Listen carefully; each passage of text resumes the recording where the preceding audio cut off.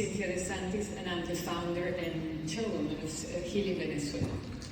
First of all, I want to thank Shard Reward Strategy for inviting us to be partners of choice for this wonderful event.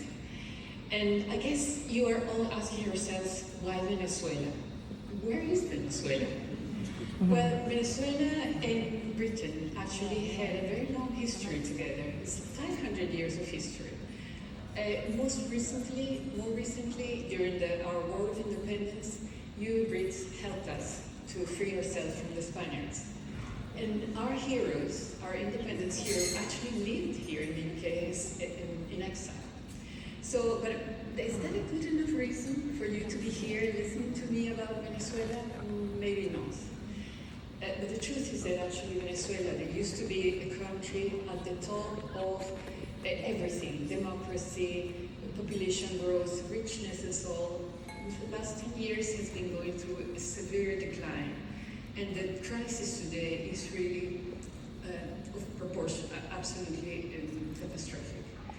And again, you might ask yourselves, well, but there are so many countries that are going through a crisis, I mean, just in our backyard, you know. The thing is that the Venezuelan crisis is of unprecedented proportions in the world and is invisible. You probably don't know that Venezuela has 7.1 million refugees around the world. We are the second refugee crisis in the world, only after Syria. We are ahead of Afghanistan, South Sudan, and even Ukraine. You probably don't know either that 95% of our population in a country that flows on oil lives in poverty, which means the basic salary is around 30 pounds per month, a doctor's salary, but the food basket is of $500 per month.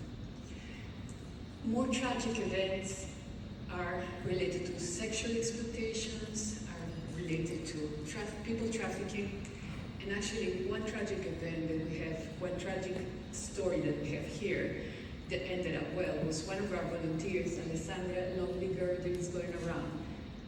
She can tell you the story of how she was kidnapped at 12 o'clock at night from her bed by 7 men. She was so clever that she managed to dodge the kidnapping. They even shared with her pictures of their children. And nothing happened to her. But that was really, really bad. So this is the story of Venezuela, a country that should have been perfect, paradise. It's so beautiful.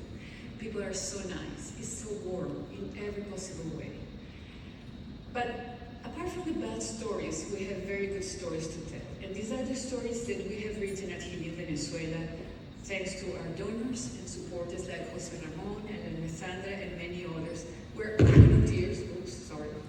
We're all volunteers. None of us is paid. We all do it because we love our country.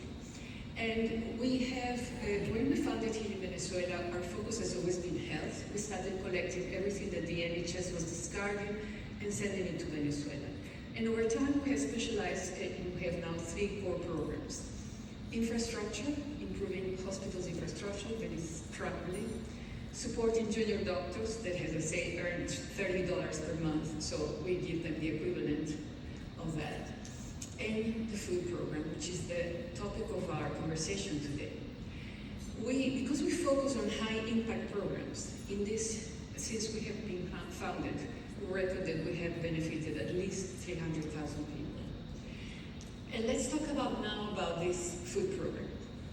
So, Jose Ramon can tell you more about it, but actually this is a food program in a very remote area of Venezuela, rural Venezuela, that had been neglected, abandoned by the government, and put extreme poverty. But we found there a community that organized itself so well that every day at 4 o'clock in the morning, they all wake up, not all of them, but many of them, to prepare food, breakfast, lunch, and a healthy snack for 100 children at risk of malnutrition.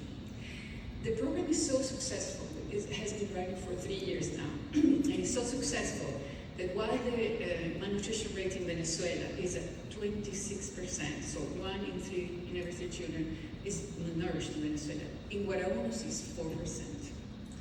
It's a big difference.